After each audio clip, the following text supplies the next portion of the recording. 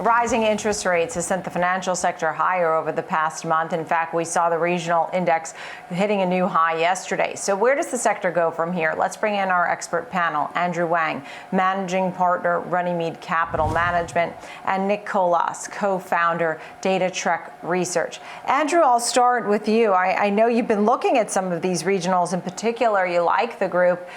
We're seeing this rising rate environment. What are your thoughts?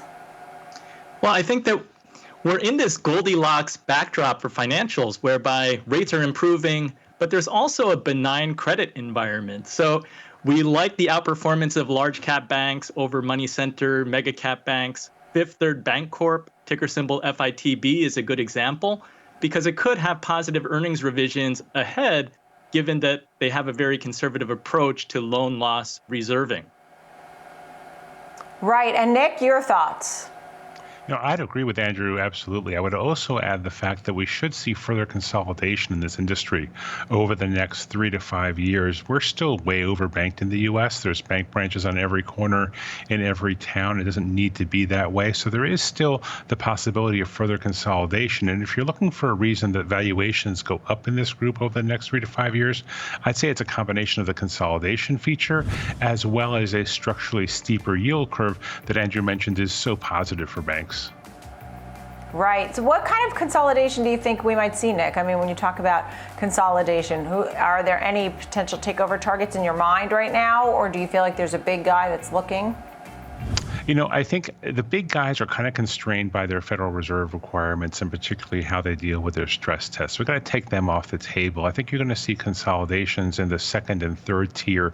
And to play those, we just like the, straight up bank, KRE, KBE complex for ETFs, because there you get the benefit of rising valuations during a takeout period without having to guess which one's going to get taken out versus be taken out. In this way, it's a lot like the 1990s when we saw that first big raft of consolidation in this industry.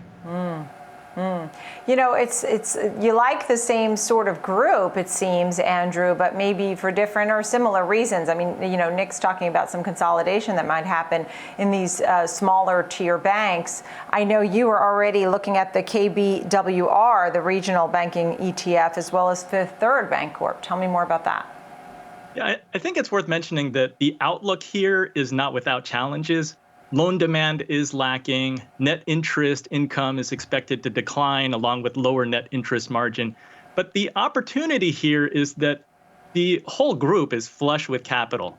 Coming out of this pandemic, you've got weak loan demand, but you have record deposit growth fueled by the size and speed of the government stimulus, as well as transfer payments. So if we can stay on track with vaccines and more stimulus, this favorable credit condition should continue through 2021. So if banks realize fewer losses, they can release reserves and add them back to earnings. Fifth Third, as an example, they could hit their 22 earnings forecast this year, a year early. Nick, I also saw some projections that we could really see the 10-year on the rise, maybe even to 1.9% by the end of the year. What would that mean for investments in financials, Nick? Definitely a help. If you go back and look at the yield curve, say over the last 13 months, we walked into 2020 with the 10-year closer to 1.9% than 1.5, which is where we are today. And it's very reasonable, I think, to expect that anticipated inflation and further economic recovery is going to help the 10-year push towards 2%. It's helpful for two reasons. It's helpful mostly because it's just a very good signal that the U.S. economy is healing. You want to see the yield curve steepen to confirm what we've seen in the stock market for the past year, that the economy is going to recover, that earnings growth is going to recover, that pricing power is going to recover.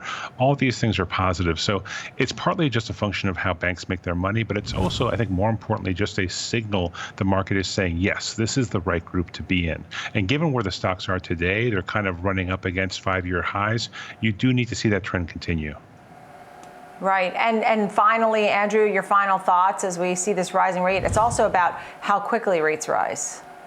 Yeah, that's right. And I agree with Nick that with the regionals, you have fewer moving parts. There's less regulatory framework than the mega money center banks.